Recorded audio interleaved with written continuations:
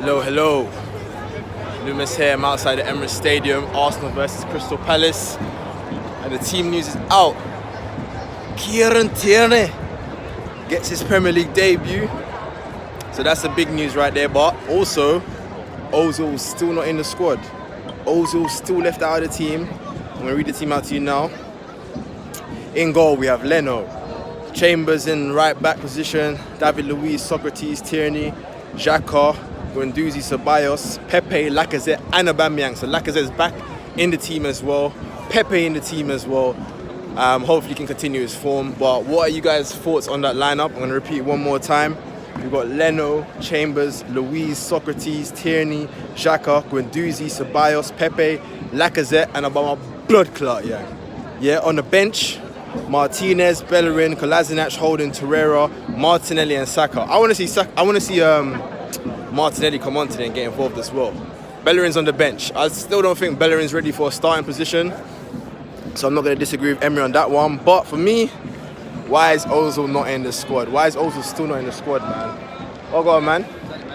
What do you think about the lineup? Oh, I'm happy, man. I am happy because we've finally got Tierney starting at left back in the first team. What about Ozil getting started? The thing with him, he hasn't played enough, is he? So you can't really start him in this game anyway. But bench, he's not in the squad at all. That's the thing. Well, it's clear, isn't it? Because it's gonna come to a point where we're gonna need him and he's not having any match fitness.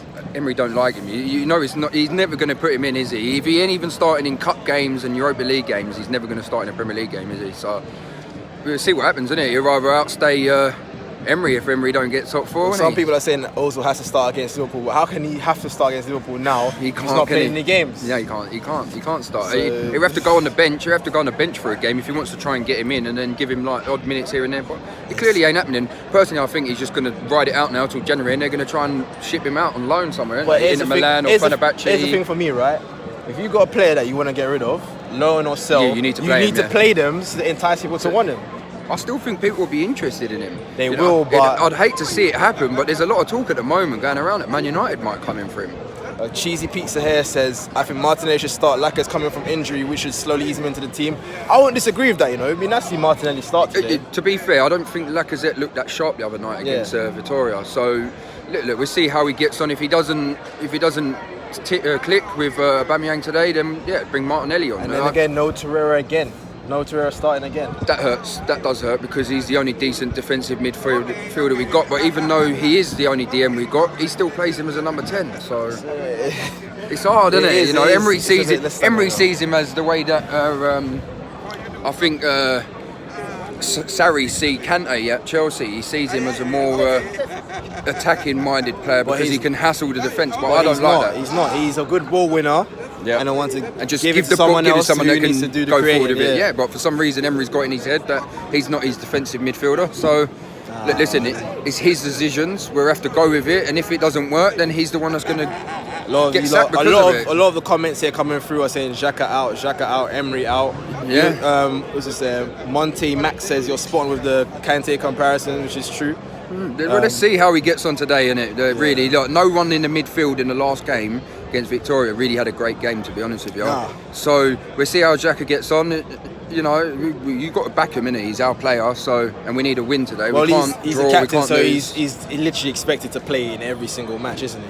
Well, yeah, being the captain he is, but anyone else, if you ask any Arsenal fan, who would make him captain? Because I wouldn't. But also, one would. Here's the thing, right? We haven't got one captain, right? We've got five captains. A trio. And Ozil's one of those captains, but he's never in the squad. I know, so that's a stupid thing. It's just really. Like, the thing is that, like, a lot of people say that fans are getting onto Emery, getting onto him as if there's no reason behind it. Like, he's coming out saying and doing things, and then doing things that just counteract what he's saying is making him look silly. You make Ozil a captain. Make him a captain like he's a leader, but then he's not even on the subs bench. So how can you be a leader if you're not on the subs bench? I don't get it. I think it's stupid, and I think they should just come out and tell the truth. We don't rate him. We don't want him in the team, and we're just going to keep him until someone else does. Yeah. Wow. What's your score prediction? Well, I'm always nervous when I play against Palace. Obviously, they're a great counter-attacking team. We're very vulnerable when it comes to being defensive.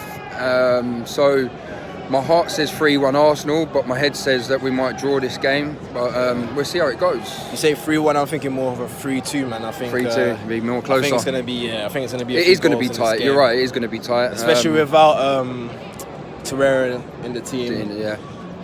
It's one of those. Guendouzi's probably been our best midfielder this season, but he's not very good defensively. He kind of like loses his way a little bit, and he likes to go forward. I would just love to see the team where the right players are playing, and the players that need to be free can be free, and we can see the true potential of this team. Because right now, I don't think we're seeing that. I don't think we're getting that.